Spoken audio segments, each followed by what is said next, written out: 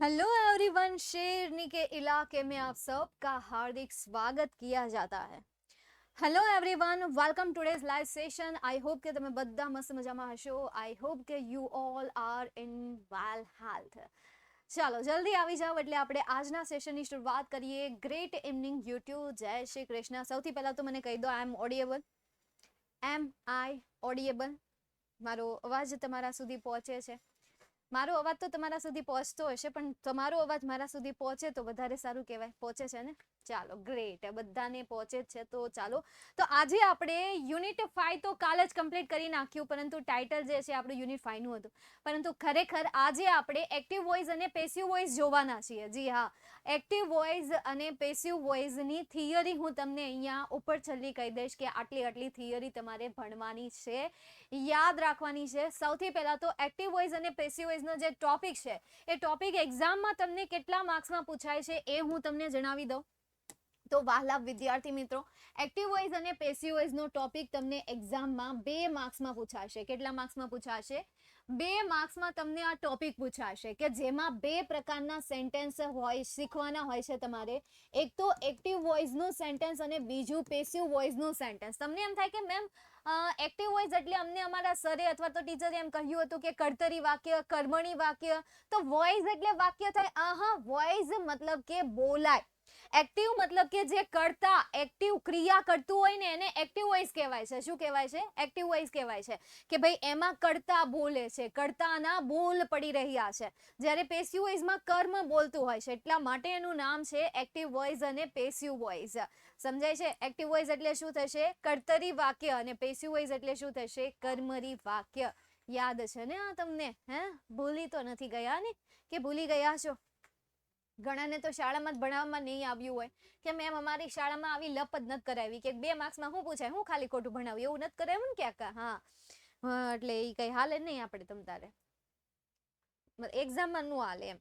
પછી marks score કરવા હોય, વળી 100 માં કોકને 98 લાવવા હોય તો એક્ટિવ પેસિવ હોય મેમ 2 માર્ક્સમાં એક્ટિવ પેસિવ પૂછાય તો 98 માર્ક્સ આવે, 2 માર્ક્સ એના કપાઈ ગયા. નારે ને એમ હાલતા હશે. હા મેમ, નથી સમજાવ્યું સ્કૂલમાં. અરર, કઈ ગવર્મેન્ટ સ્કૂલમાં છો તમે નિધિ? તો કદાચ એવું હોય, યુનિટ ભી નો ચલાવે. સાયન્સમાં છો સ્નેહા? સાયન્સમાં એવું હોય. ગ્રામરની તો દૂરની વાત. અરર, તો હું કહું એનાથી ક્યાંય ખરાબ હાલતની તમે અહીંયા વાત કરી રહ્યા છો. કેટલી ખરાબ હાલતની. સાયન્સમાંય નથી, ગવર્મેન્ટ સ્કૂલમાંય નથી, પ્રાઇવેટ સ્કૂલમાં જ છો. ફી કેટલી છે તમારી પ્રાઇવેટ સ્કૂલમાં? પ્રાઇવેટ સ્કૂલમાં ફી કેટલી છે?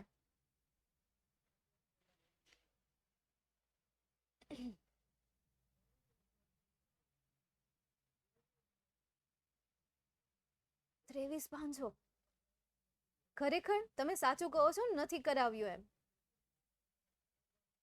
નો હોય તો શું કામ નથી કરાવ્યું?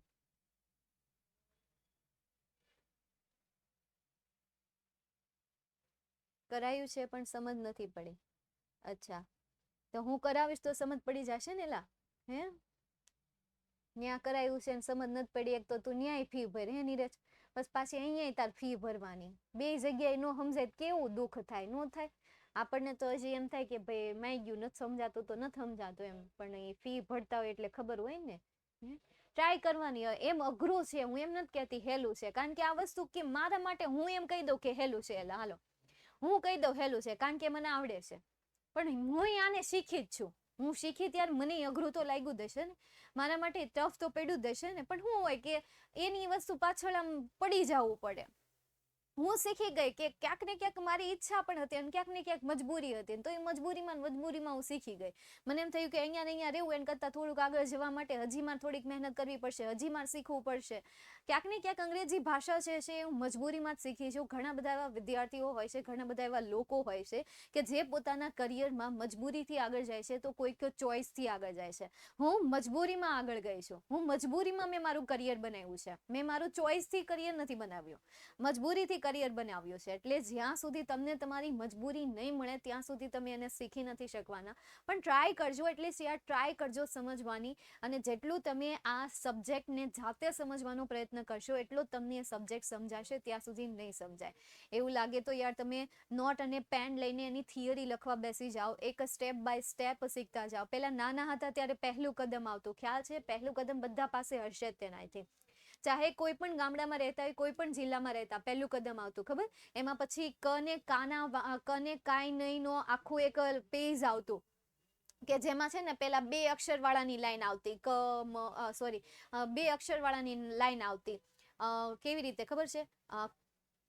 આમ 1-2 અક્ષર નું લખેલા હોય, ખાલી એક ના ઓલાના, નળ, રમ, લખ, ગન, ગમ, નમ, પછી 3 અક્ષરના પાછા આવે, નમન, ગરમ, કડક, ઝડપ, ભડપ, ભકડ, તડક, આવી રીતે આવતી એક લાઈન. પછી 4 અક્ષરની આવે, અજગર, જમગર, બરાબર? આવી રીતે 4 લાઈન. પછી આખું સેન્ટેન્સ આવતું. હા, એવી રીતે શબ્દોનો આવતો. કેમ? એક એવી રીતે આવતું. બસ તો ગ્રામરમાં પણ એ રીતે સમજો ને. જેમ કે એક્ટિવ પેસિવ વોઇસમાં આવે તમારે સાદું વર્તમાન કાળ આવે, તો પેલા સાદા વર્તમાન કાળનું સેન્ટેન્સ સમજો, પછી ભાઈ સાદા ભૂતકાળનું સેન્ટેન્સ સમજો. વાર લાગશે, ઇટ ટેક ટાઈમ. આપણને એમ થાય કે ભાઈ અડધી કલાકમાં થઈ જશે, કલાકમાં થઈ જશે. ના, બિલકુલ પણ નહીં, ક્યારેય ન થાય. એના માટે આખો દિવસ તો જોઈએ જાય. આ 2 માર્ક્સ માટે આખો દિવસ વયો જાય, પણ એ તમે જે શીખો છો, તમે જે સમજો છો, એ ક્યાંક ને ક્યાંક તમને લાઈફમાં કામમાં આવે છે. એવું નથી કે નહીં આવે. અને અંગ્રેજીની જરૂર તો આજ નહીં તો કાલ પડવાની તો છે તે. પછી આપણે એને ભલે ગમે એવી ભાષા કહેતા હોઈએ કે પિતૃભાષા છે, એ આપણી ભાષા નથી, પણ ક્યાંક ને ક્યાંક જ્યારે બિઝનેસમાં, મતલબ કે જ્યારે પણ તમે આગળ કરિયર બનાવશો તો ત્યારે એની જરૂર પડશે જ. તેમ રેર એવા વ્યક્તિ હોય કે જે આ ભાષા વગર આગળ વહી ગયા હોય, અથવા તો એને આ ભાષાની જરૂર જ ન પડી હોય. રેર એવા વ્યક્તિ મળે. અને એ ક્યારે એવું પડ્યું હોય? જ્યારે એ બહુ મોટી જગ્યા પર પહોંચી ગયા હોય ને ત્યારે. સમજાય છે? એટલે સમજજો, સમજાય છે? ખાલી ખોટી ફી નો બગડવી જોઈએ. નો સમજાય ત્યાં મને કહી દેવાનું બેટા, સમજાય? ચાલ જોઈએ હવે ધ્યાન રાખજો. એક્ટિવ વોઇસ એટલે શું થશે? કર્તરી વાક્ય થશે. લાવ, જે વાક્યની શરૂઆત કર્તાથી થઈ હોય તેને કર્તરી વાક્ય કહેવાય, અને જે વાક્યની શરૂઆત કર્મથી થઈ હોય તેને કર્મણી વાક્ય કહેવાય. હવે અત્યારે તમે 12માં છો, તો હવે આ સમય નથી કે કર્તા કોને કહેવાય એ શીખવાનું, ક્રિયાપદ કોને કહેવાય એ શીખવાનું, કર્મ કોને કહેવાય એ શીખવાનું. છતાં પણ જરૂર પડે છે તો એ તમારે સેલ્ફ પ્રેક્ટિસ કરવી પડશે. 2 ગણી નહીં, 3 ગણી નહીં, 4 ગણી નહીં, 5 ગણી કરવી પડશે. બીકોઝ યાર એ ક્યાંક ને ક્યાંક તમારી ભૂલ છે, અથવા તો જો મને ન આવડતું હોત તો મારી ભૂલ છે કે જ્યારે કોરોનાનો સમય હતો ત્યારે એ સમયમાં આપણે નેટ ટલ્લા માર્યા. એની જગ્યાએ જો આવું કંઈક શીખવામાં થોડોક સમય કાઢ્યો હોત ને. આમે નેટ આપણે બહુ વાપરીએ છીએ.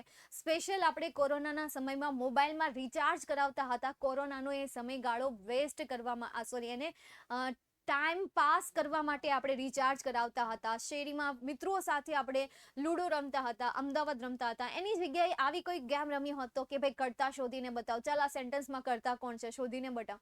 પણ નહીં. હા, થોડીક રમત પણ હોવી જોઈએ, લાઈફમાં રમત હોવી જોઈએ, પણ ક્યાંક ને ક્યાંક તમે ભણતરને રમત કરી દો તો આઈ થિંક વધારે બેટર રહેશે.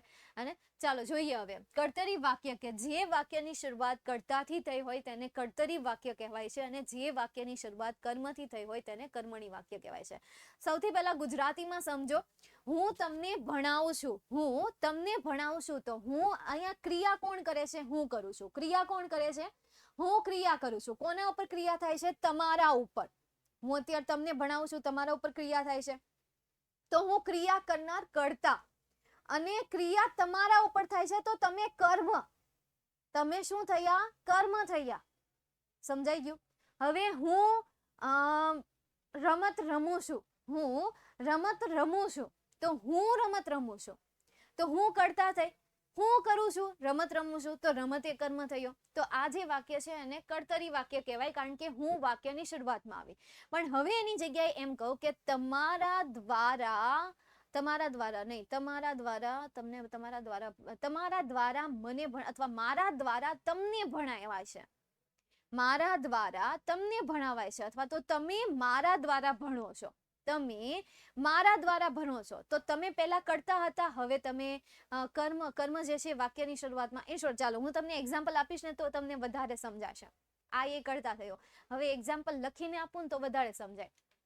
હવે આમાં તમારે શું કરવાનું છે કે 12મા ધોરણમાં તમારે કર્તરી વાક્યમાંથી કર્મણી વાક્યમાં ફેરવવાનું છે. શેમાંથી? કર્તરીમાંથી કર્મણી વાક્યમાં ફેરવવાનું છે. બસ આટલું સિમ્પલ. હવે કર્તરી વાક્યની વાક્ય રચના શું આવે? તો એની વાક્ય રચનામાં સૌથી પહેલા આવે કર્તા, ત્યારબાદ આવે સહાયકારક ક્રિયાપદ, ત્યારબાદ આવે ક્રિયાપદ, ત્યારબાદ આવે કર્મ અને ત્યારબાદ આવે અન્ય શબ્દ. હવે આપણે એને પેસિવ વોઇસમાં કન્વર્ટ કરીએ તો પહેલા આવે કર્મ, એના પછી આવે સહાયકારક ક્રિયાપદ, એના પછી આવે ક્રિયાપદનું હંમેશા V3 નું ફોર્મ જ આવશે. પેસિવ વોઇસના વાક્યમાં V3 નું ફોર્મ જ આવશે.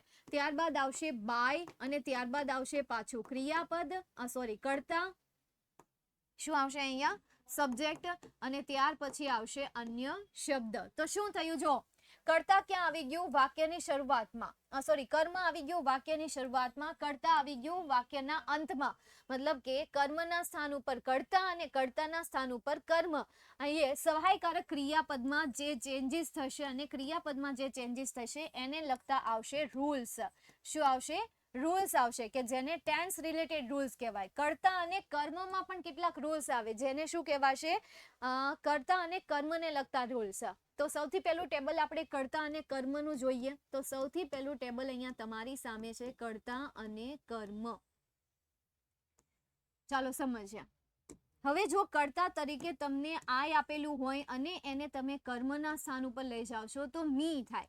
જો તમને હી આપેલું હોય અને એને તમે કર્મના સ્થાન ઉપર લઈ જાઓ છો તો હિમ થાય. જો તમને શી આપેલું હોય અને એને તમે કર્મના સ્થાન ઉપર લઈ જાઓ તો હર થાય. જો તમને વી આપેલું હોય અને એને તમે કર્મના સ્થાન ઉપર લઈ જાઓ છો તો અસ થાય. જો તમને ધ્યેય આપેલું છે તો એને કર્મના સ્થાન ઉપર લઈ જાઓ તો ધેમ થાય. બરાબર છે? તો આટલું યાદ રાખો. સેમ એ રીતે જ્યારે કર્મ તરીકે તમને મી આપેલું છે ત્યારે આઈ થશે, હિમ આપેલું છે ત્યારે હી થશે, હર આપેલું છે ત્યારે શી થશે, અસ આપેલું છે ત્યારે વી થશે, ધેમ આપેલું છે ત્યારે ધે થશે. સમજાય છે? હવે આ જે ટેબલ છે એ ટેબલને જ્યારે હું હમણાં પેરેગ્રાફ સોલ્વ કરાવું ને, જે પ્રીવિયસ યરના ક્વેશ્ચન પેપરમાં સોલ્વ થઈ ગયા છે, ત્યારે આને તમારી બાજુમાં રાખજો.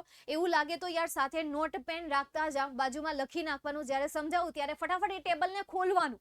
જ્યારે હું એમ કહું કે આ આઈ કર્તા છે, હવે હું એને કર્મના સ્થાન ઉપર લઈ જાઉં છું એટલે આઈનું મી કરી નાખ્યું, તો આ નિયમ પ્રમાણે મેં આઈનું મી કરી નાખ્યું. સમજાય? હવે આપણે વાત કરીએ કાળને લગતા ફેરફારોનું ટેબલ. શેને લગતા ફેરફારોનું ટેબલ? કાળને લગતા ફેરફારોનું ટેબલ. હવે ફોર એક્ઝામ્પલ, જો તમને સેન્ટેન્સમાં ડુ આપેલું છે, જો તમને સેન્ટેન્સમાં ડઝ આપેલું છે અને જો તમને સેન્ટેન્સમાં V1 અથવા V5 નું ફોર્મ આપેલું છે તો એનું શું થશે? એમ ઇઝ આર પ્લસ V3 નું ફોર્મ. એ નહીં લખું કારણ કે બધામાં V3 જ આવશે. સમજાય છે? નેક્સ્ટ એના પછી જો તમને સેન્ટેન્સમાં ડીડ પ્લસ V2 નું ફોર્મ અથવા તો V1 નું ફોર્મ આપ્યું હોય તો એનું શું થશે? વોઝ અથવા તો વર. આ બેમાંથી કોઈ પણ એક. અને જો તમને સેન્ટેન્સમાં એમ ઇઝ આર ની સાથે V4 આપેલું હોય તો એનું શું થશે? એમ ઇઝ આર જ રહેશે. શું રહેશે? એમ ઇઝ આર જ રહેશે. કર્મ પ્રમાણે ચેન્જીસ થશે અને આવશે બીંગ અને ત્યાર પછી આવશે V3 નું ફોર્મ. વોઝ વર ની વાત કરીએ તો વોઝ વર એની સાથે આવે V4 નું ફોર્મ. તો એમાં આવે વોઝ વરનું કર્મ પ્રમાણે વોઝ વર મુકાશે, ત્યારબાદ આવી જશે બીંગ અને ત્યાર પછી આવી જશે V4 નું ફોર્મ.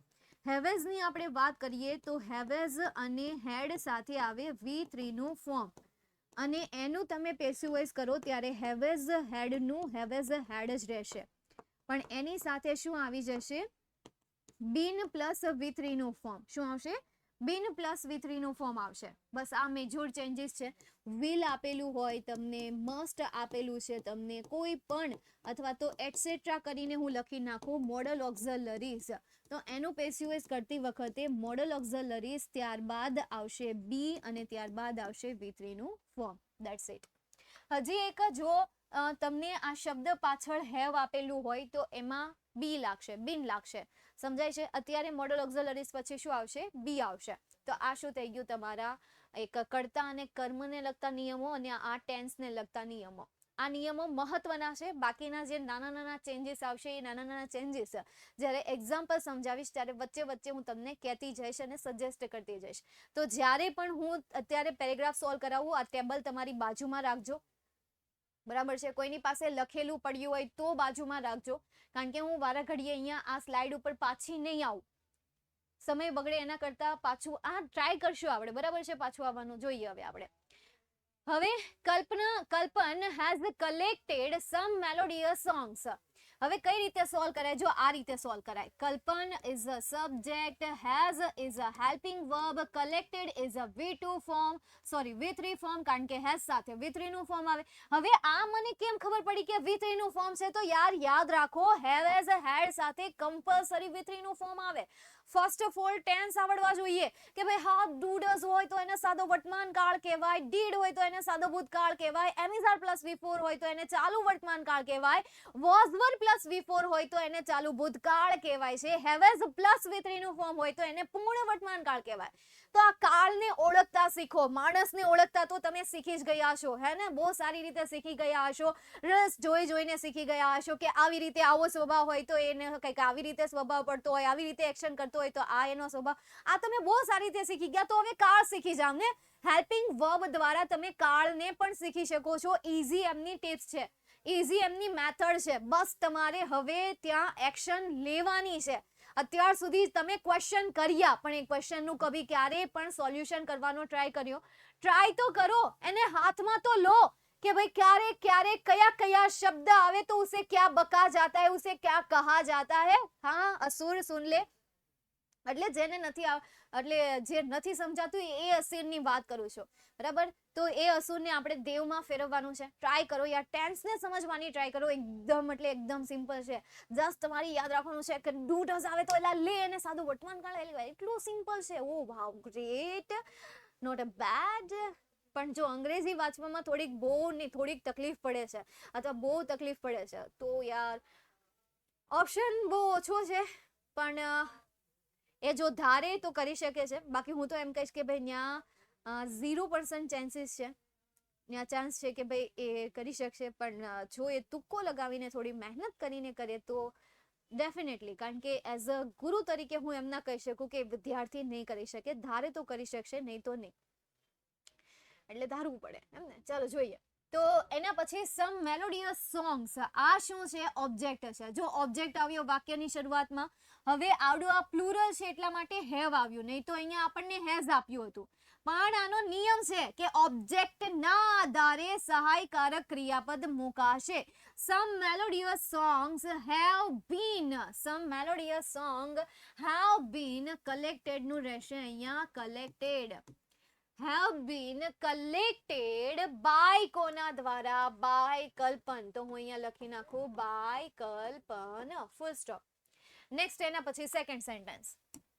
when I, તો when કાંઈ નથી અહીંયા. I went to his house, તો આ when પછીનામાં સેન્ટેન્સમાં કોઈ ચેન્જીસ નહીં થાય. એના પછીના સેન્ટેન્સમાં ચેન્જીસ થશે. he was listening to the sweet song sung by Lataji. listening to the sweet song sung by Lataji. તો was A helping verb, listening A V4 નું form, to the sweet songs sung by Lataji આખું object છે, બરાબર? આખું object છે.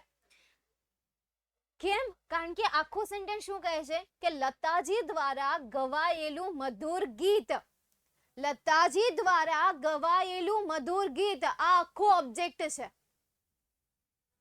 કારણ કે આખું ગુજરાતી જ્યારે બોલીએ ત્યારે આ ઓબ્જેક્ટનો સાઉન્ડ કરે છે, કર્મનો સાઉન્ડ કરે છે. એટલે આપણે આને મૂકશું વાક્યની શરૂઆતમાં. એ પહેલા આ સેન્ટેન્સને આપણે ટ્રાન્સલેટ કરીએ. જુલાઈ 2018માં પૂછાયું હતું. when I went to his house, he was listening to the sweet song, અથવા તો to sweet song, ખાલી sweet song, the sweet song sung by Lataji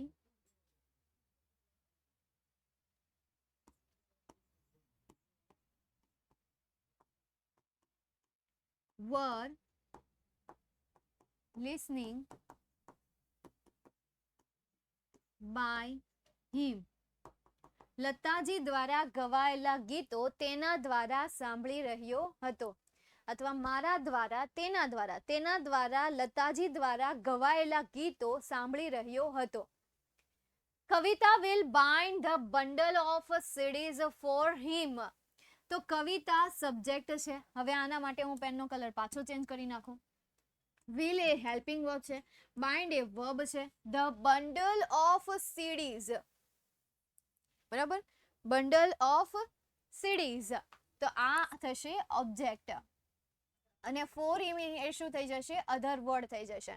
ચાલો, તો અહીંયા ઓબ્જેક્ટ તરીકે આપણે શું લેશું? the bundle of CDs. આને આપણે ઓબ્જેક્ટ તરીકે લઈએ. the bundle of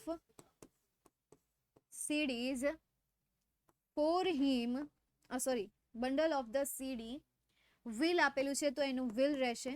ત્યારબાદ આવશે નિયમ પ્રમાણે બી. ચાલો ટેબલ ખોલો. એમાં શું કીધું છે કે અહીંયા શું આવશે? બીન આવશે, will be. અને ત્યાર પછી V3 ના ફોર્મ તરીકે bind નું શું થશે? binded. binded for him by કવિતા. ચાલો ચેક કરો. હા આર્ચી બેટા, શું આવશે? લિસનિંગ જે આપેલું છે ત્યાં લિસનિંગ ની જગ્યાએ શું આવી જશે? being listen. V3 નું ફોર્મ આવી જશે કે જે મેં ત્યાં મૂક્યું હતું નહીં. હમણાં એ જ પૂછવાની હતી પણ ત્યાં તો તમે મને કંઈ પણ દીધું. being listener by him. This is your passive voice sentence which is asked in July 2028. July 2028. Next, એના પછી Shilpa teaches maths in the secondary section of Shanti Niketan School. જો તમને છે ને પેસિવ વોઇસના સેન્ટેન્સમાં અત્યારે આપણે 2 પેરેગ્રાફ સોલ્વ કર્યા, હજી બીજો કરીએ છીએ.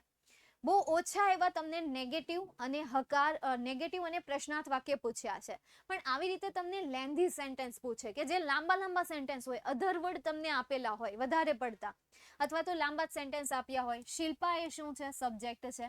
ટીચીસ એ શું છે? વર્બ છે. મેથ્સ એ શું છે? ઓબ્જેક્ટ છે. In the secondary section of Shanti Niketan school જે છે એ શું છે? અધર વર્ડ છે. ચલો મેથ્સને તમે મૂકી દીધું આગળ. વર્તમાન કાળ છે એટલે એમિઝાનમાંથી કંઈ પણ આવે. હવે મેથ્સ એક વચન છે એટલા માટે ઇઝ આવશે. ટોટ બાય કોના દ્વારા? By Shilpa. Taught by Shilpa. પછી આગળ શું આવશે? In the secondary section of Shanti Niketan School.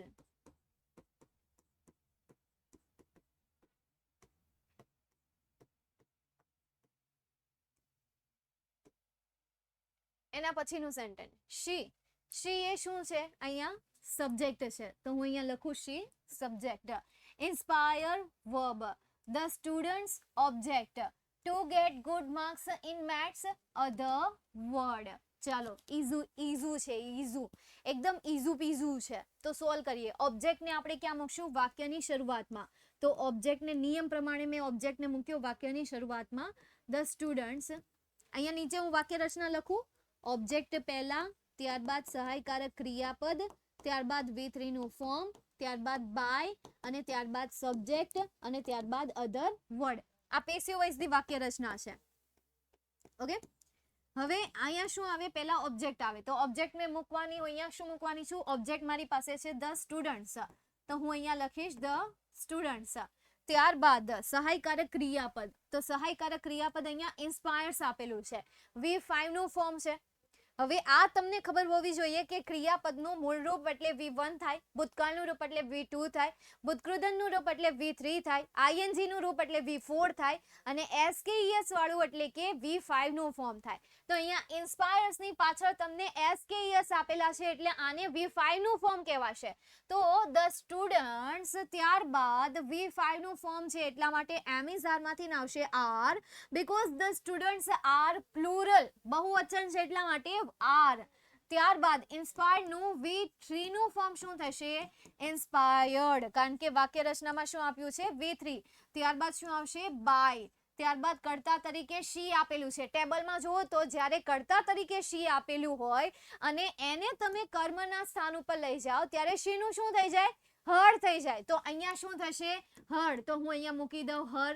હર પછી લાસ્ટ અધર વર્ડ શું છે? Two get good marks in the maths. તો લાસ્ટ અધર વર્ડ તરીકે આવડું આ જે છે એમાં ચેન્જીસ કર્યા વગર મૂકી દેવાનું ગુડ માર્ક્સ ઇન મેથ્સ.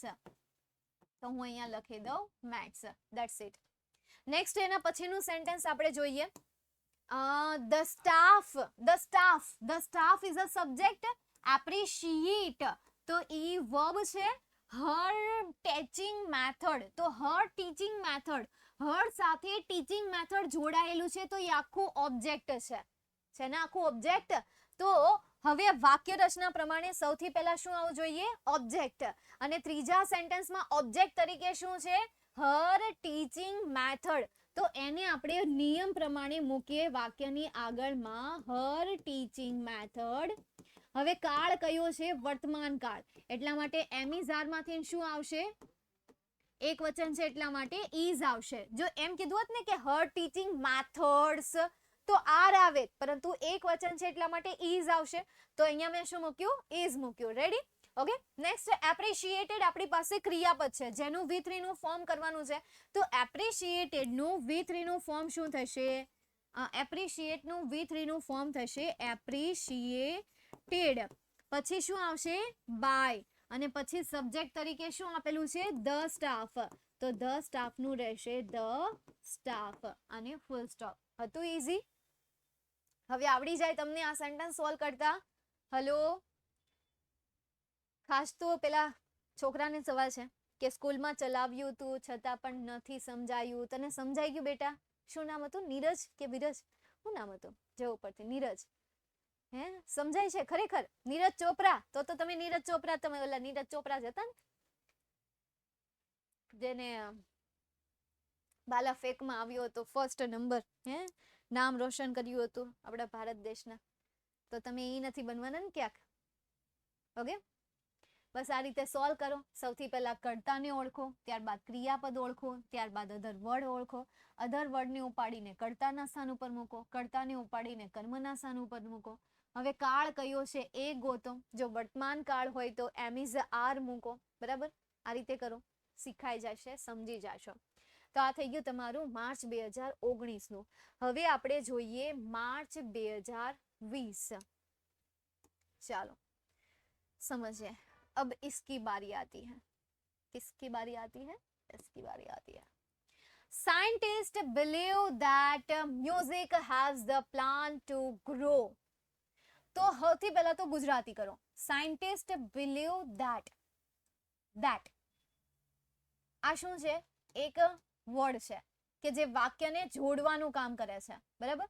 તો સાયન્ટિસ્ટ બિલીવ ધેટ. પછી અહીંયા ધેટ પછી પાછું આપ્યું છે તમને મ્યુઝિક. ત્યાર પછી પાછું તમને ક્રિયાપદ આપ્યું છે. ધેટ મીન્સ કે આ જે સેન્ટેન્સ છે એ અધૂરું સેન્ટેન્સ છે.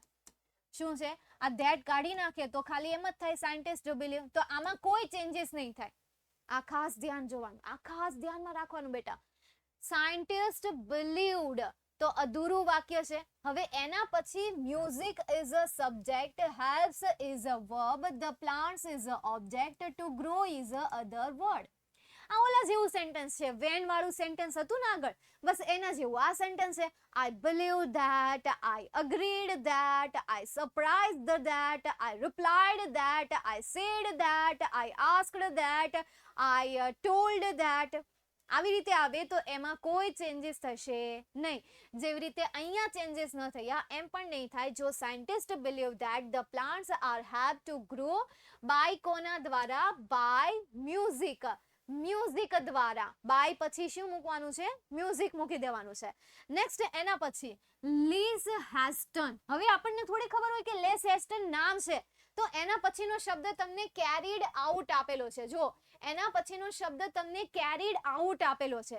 હવે તમને એ નો ખબર હોય કે મેમ કેરીડ આઉટ પછી આઉટ જે છે એ ક્રિયાપદમાં આવશે. હા બેટા, જ્યારે પણ કોઈ પણ ક્રિયાપદની પાછળ તમને અપ, ઓફ, આઉટ આવા શબ્દ આપેલા છે, અપ, ઓફ, આઉટ સીધું આપેલું છે તો એને શું કહેવાશે? ક્રિયાપદ જ કહેવાશે.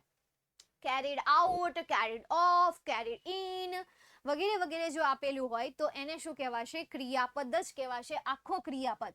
તો આખો ક્રિયાપદ છે. સમ એક્સપેરિમેન્ટ આ ઓબ્જેક્ટ છે. ચાલો હવે તમને મતલબ કે જો આ ક્રિયાપદ હોય તો એના પહેલાનો જે શબ્દ છે એ કર્તા હશે, તો આ લેસ ધેન જે છે એ શું છે? સબ્જેક્ટ છે.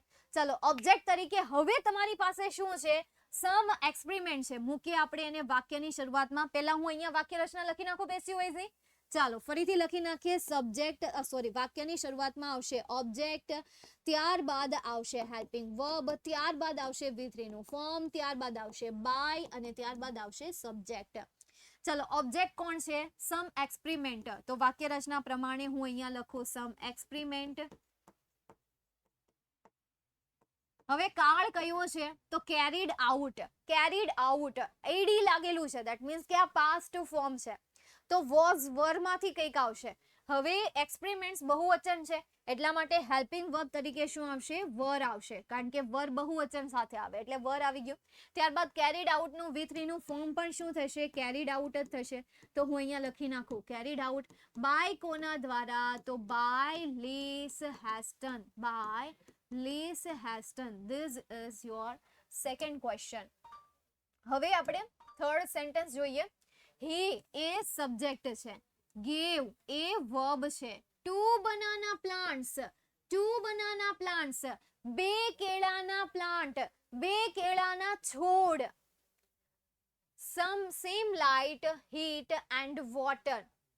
He gave 2 banana plants same light, same heat and same water. કે તેમણે આ 2 બનાનાના જે વૃક્ષ છે એને બરાબર પ્રકાશ આપ્યો, બરાબર ગરમી આપી અને બરાબર પાણી આપ્યું છે. તો અહીંયા 2 બનાના પ્લાન્ટ જે છે આખું કર્મ છે અને સાથે છે, કારણ કે 2 એ કર્મ તો કહેવાય નહીં અને બનાના પછી પ્લાન્ટ્સ સીધું આપી દીધું છે. તો એ જે છે આખું જોડાયેલું સેન્ટેન્સ છે. ગુજરાતી કરતા ખ્યાલ આવે કે 2 બનાના પ્લાન્ટ્સ જે છે એ જોડાયેલા શબ્દ છે અને એક શબ્દ છે.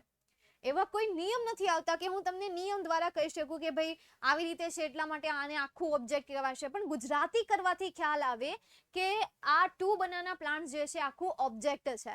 ચાલો હવે આને આપણે આ જે ઓબ્જેક્ટ છે એને આપણે આ વાક્યની શરૂઆતમાં મૂકીએ. 2 બનાના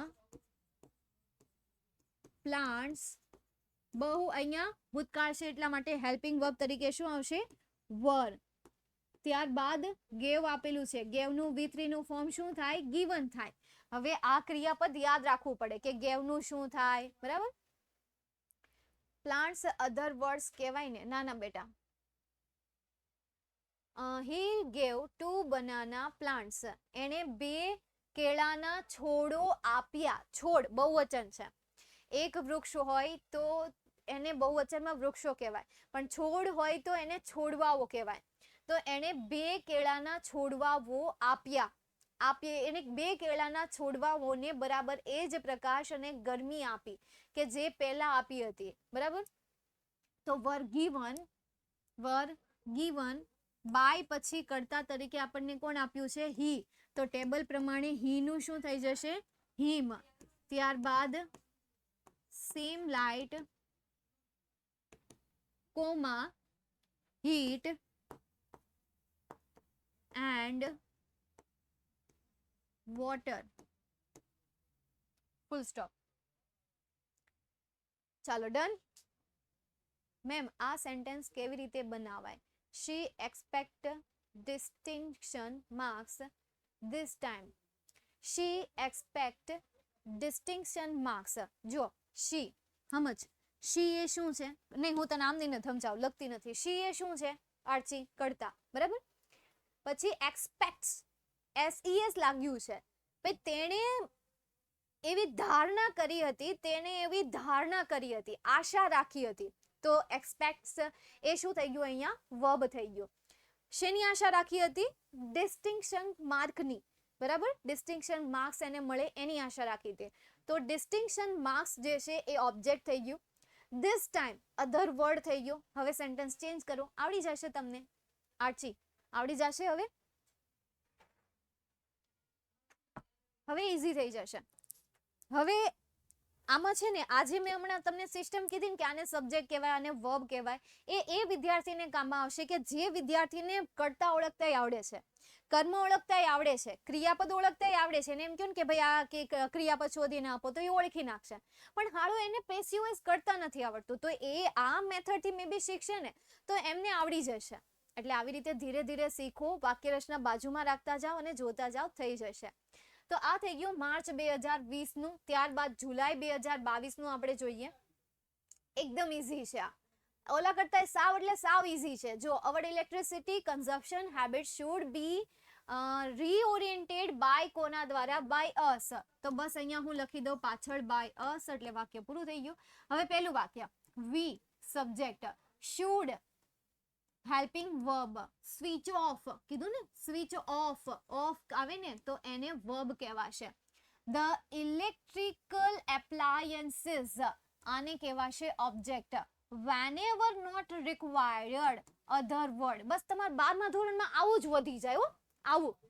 10માના પેરેગ્રાફ ગયા વર્ષના પેપરના ચેક કરો અને 12માના ગયા વર્ષના પેરેગ્રાફ તમે ચેક કરો. તમારા પેરેગ્રાફમાં બસ આવી જ વધારાની વાતો આપેલી હોય કે while વાળા સેન્ટેન્સીસ આપ્યા હોય, when વાળા સેન્ટેન્સીસ આપ્યા હોય કે જેમાં ચેન્જીસ ન થતા હોય, અને આપણે જોઈએ ને તો આપણને ખાલી બીક લાગવા મળે, ગભરામણ થવા લાગે, એટલે આ તો આવડશે જ નહીં, આ તો થશે જ નહીં. પણ પીવાનું નથી, કારણ કે આમાં અડધા શબ્દમાં તો ચેન્જીસ થતા જ નથી. બોલો, ખાલી 3 શબ્દ. એક તમારે આવડા ઓબ્જેક્ટને મૂકવાનું છે વાક્યની શરૂઆતમાં, તો હું વાક્યની શરૂઆતમાં મૂકું electrical, electrical appliances, electrical appliances. શુડનું તો શુડ જ રહેશે, એટલે હું અહીંયા શુડનું શુડ રાખું. ત્યારબાદ આવશે બી, ત્યારબાદ આવશે switch off, should switch off. By કોના દ્વારા? તો બાય અસ, બાય અસ. અને અધર વર્ડ ક્યાં આવશે? અધર વર્ડની જગ્યા પર આવી જશે whenever not required, તો અહીંયા આપણે લખી નાખીએ whenever not required, full stop. Next એના પછી આગળ જોઈએ, એના પછીનું sentence this way, this way, this way કરતા તો છે ને અહીંયા, ધીસ વે એટલે આ રીતે થાય. તો આ રીતની નામની ક્યાંય વ્યક્તિ જ હોય છે કે જે જીવિત હોય, જે હલન ચલન કરી શકે? નહીં. તો ધીસ વે માં કોઈ ચેન્જીસ નહીં થાય. એના પછી we subject, can helping verb, save verb, sorry save verb, a lot of electricity, તો a lot of electricity is object. ચાલો હવે વાક્ય બનાવો. તો આપણે અહીંયા લખીએ a lot of electricity, lot of, હા એ જ છે ને પાછું, હા, lot of electricity. કાળ કયો છે? કેન છે, તો હું અહીંયા લખીશ કેન બી. સેવ આપેલું છે તો સેવ નું થઈ જશે saved by us, full stop. હવે આગળ જે હું ભૂલી ગઈ એ હું અહીંયા લખી નાખીશ ધીસ વે, બરાબર. તો આગળ હું શું લખી નાખું? ધીસ વે કેપિટલમાં આવશે અને આ સ્મોલ આવશે. This way a lot of electricity can be saved by us. That's it. સમજાઈ ગયું? શ્યોરલી નું પરફેક્ટ પાર્ટિસિપલ શું થાય? કાંઈ ન થાય, બીકોઝ શ્યોરલી વર્બ નથી. ચોક્કસતાથી, આ એનું ગુજરાતી છે. શ્યોરલી ચોક્કસતાથી, ચોકસાઈની રીતે, આ એનું ગુજરાતી છે. એટલે એનું કોઈ પણ પ્રકારનું V2 નું ફોર્મ નથી કે V3 નું ફોર્મ પણ નથી. ઓકે. હા, શ્યોર નું છે કે શ્યોર, શ્યોર્ડ, ભાઈ અબાઉટ શ્યોર્ડ, શ્યોર SURE, એને શ્યોર કહેવાય છે. નેક્સ્ટ એના પછી માર્ચ 2022 નું. Every month fund is collected by every month fund is collected every month. Okay, અહીંયાથી every month તો ત્યાં ને ત્યાં જ રહેશે. ત્યારબાદ fund is collected by the old man to the needy people, by the old man to help needy people, to help needy people, full stop.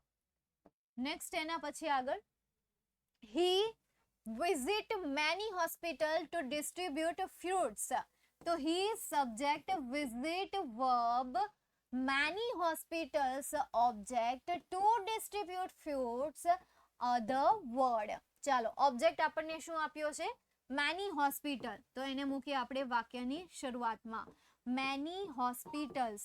હવે કાળ કયો છે તમને અહીંયા આપ્યો વર્તમાન કાળ વિઝિટ્સ V5 નું ફોર્મ છે એટલા માટે આને શું કહેવાશે અહીંયા આવશે આપણી માટે વોઝ અને સોરી એમિઝાર આવશે. હવે હોસ્પિટલ બહુવચન છે એટલા માટે આર આવશે. મેની હોસ્પિટલ્સ આર વિઝિટ નું શું થશે visited by him to distribute fruits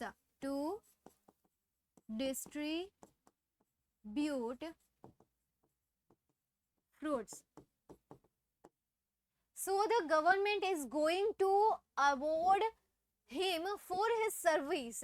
Wow, આ સેન્ટેન્સ ને ચાલો સમજીએ ઇન્ટરેસ્ટિંગ છે. સો આ કોઈ ચેન્જીસ નહીં થાય. The government subject is helping verb, going verb, to award him for his service. To award him for his service. બોલો હવે ટુ વાળું અહીંયા તમને ઇન્ફિનિટિવ સેન્ટેન્સ આપ્યું છે તો અહીંયા વર્બ પછી બીજો સ્ટેપ આવ્યો ટુ પ્લસ વર્બ ત્યારબાદ તમને કર્મ આપ્યું છે ત્યારબાદ તમને ઓબ્જેક્ટ આપ્યું છે for his service other word છે. વાવ આ સેન્ટેન્સ બહુ ઇન્ટરેસ્ટિંગ સેન્ટેન્સ છે. શું કહે છે કે તેથી ગવર્મેન્ટે તેને એવોર્ડ આપવા જઈ રહી હતી તેની સર્વિસ માટે.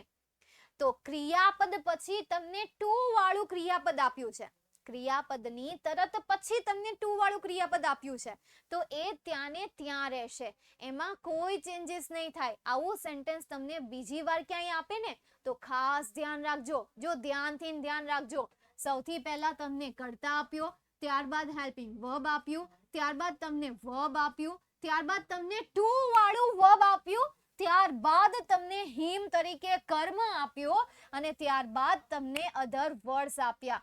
તો સેન્ટેન્સ શું બનશે એક તો સો આવશે ત્યાંનું ત્યાં સબ્જેક્ટના સ્થાન ઉપર ઓબ્જેક્ટ આપણી પાસે હિમ છે ટેબલ પ્રમાણે હિમને આપણે કર્તાના સ્થાન ઉપર લાવીએ તો હિમનું શું થઈ જશે હી થઈ જશે. કાળ કયો છે એમિઝાર તો હી સાથે હિઝદ આવે. ગોઈંગ આઈએનજી છે એટલા માટે બીંગ આવશે. ગોન આપેલું છે ગો આપેલું છે તો એનું V3 નું ફોર્મ થઈ જશે gone. Gone to award he is being gone to award for his service by the government. For his service by the government अथवा तो by the government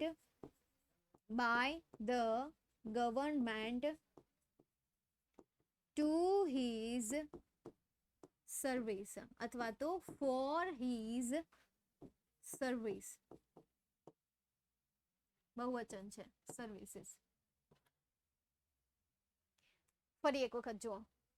so he is being gone to award તેથી તે award લેવા જઈ રહ્યો છે government દ્વારા તેની સેવા માટે. તેની સેવા ખાતર તે ગવર્મેન્ટ દ્વારા એવોર્ડ લેવા જઈ રહ્યો છે. ટુ એવોર્ડ સન્માનિત થવા જઈ રહ્યો છે. એવોર્ડ એટલે શું થશે સન્માનિત થવા. કઈ રીતે યુઝ કરવી ઇન્સ્ટોલ કરો તમને ખ્યાલ આવી જશે. Okay she will surely achieve her goal તો she એ કરતા will એ સહાયકારક ક્રિયાપદ શ્યોરલી એ ક્રિયાપદ નથી જેની પણ પાછળ ly લાગે ને એ ક્રિયાપદ નહીં એ એડવર્બ કહેવાશે. તો શ્યોરલી ચોક્કસપણે એટલે એ એડવર્બ છે. એના પછી અચીવ એ ક્રિયાપદ છે અને પછી હર ગોલ જે છે એ ઓબ્જેક્ટ છે. હવે કરો થઈ જશે. હા આજે જે કરાવું છું એ પ્રેક્ટિસ કરશો તોય આવડી જશે. હવે એના પછીનું માર્ચ 2023 જાતે સોલ્વ કરજો આવડી જશે ઇઝીમાં ઇઝી. જેટલું ઇઝી તમને માર્ચ 2023માં પૂછ્યું હતું ને એવું એક પણ વર્ષે નહોતું. આટલું ઇઝી પેરેગ્રાફ તમને પૂછ્યો હતો. જુઓ વી એ સબ્જેક્ટ છે શો એ વર્બ છે મેની કલરફુલ બર્ડ્સ મેરી કલરફુલ બર્ડ્સ ઓબ્જેક્ટ છે અને ધેર એ અધર વર્ડ છે. એના પછીનું સેન્ટેન્સ સબ્જેક્ટ છે, ગેવ એ વર્બ છે, ફૂડ એ ઓબ્જેક્ટ છે, to the monkey A other word છે. બોલો, આટલું સિમ્પલ સેન્ટેન્સ જે તમને અત્યારે પૂછ્યા છે ને, એ સિમ્પલ સેન્ટેન્સ 10મા વાળાને પૂછાય. આ લેવલ જે છે ને એ લેવલ 10મા વાળાનું લેવલ છે. એટલે આ તમારાથી સોલ્વ થઈ જશે. ટ્રાય કરજો, જાતે ટ્રાય કરજો, જાતે સોલ્વ કરવાનો પ્રયત્ન કરજો અને આગળ જેટલા પેરેગ્રાફ કરાવ્યા છે એને પણ સોલ્વ કરી નાખજો. માર્ચ 2023-24નું એક્ટિવ પેસિવ વોઇસ તમને આવડી જશે જો આને સોલ્વ કર્યું તો. આને રિલેટેડ જ ચેન્જીસ આવશે. તમારે નિયમ યાદ રાખવાના છે અને થિયરી યાદ રાખવાની છે. That's it. ઓકે મેમ, તમે બધું તો કહી દીધું. બધું તો કઈ નહોતું કહેવાનું? નહોતું કહેવાનું, બાકી રાખવાનું હતું. ચાલો, પણ મેં કીધું થોડીક હેલ્પ કરી દો. મને એમ થાય કે નો આવડ્યું તો, એટલે પછી મને એમ થયું કે કહી દઉં એમ. કાંઈ નહીં, હવે તો કરી તો નાખજો. તોય તો તમે નોટમાં મોઢે લખી નાખજો, તમે મારું નહીં જોતા, સમજાય? ચાલો, તો એક્ટિવ પેસિવ વોઇસમાં આટલું ઇનફ છે. જેટલું તમે સમજો છો એટલું ટફ નથી. થોડી ટ્રાય કરશો, થોડી મહેનત કરશો, થોડું થોડું ભેગું કરશો તો આઈ થિંક યાર બધું ભેગું થઈ જશે. તો અહીંયા સુધી રાખીએ મારા ભારત દેશના વાસીઓ, મારા ગુજરાતના લાડલા વિદ્યાર્થી મિત્રો. મળીએ નેક્સ્ટ સેશનમાં. અને જે પેઇડ બેચના વિદ્યાર્થી છે એને પાછા હમણાં જ આપણે પેઇડ બેચમાં મળવાના છીએ. Catch you later. See you soon. Bye and take care.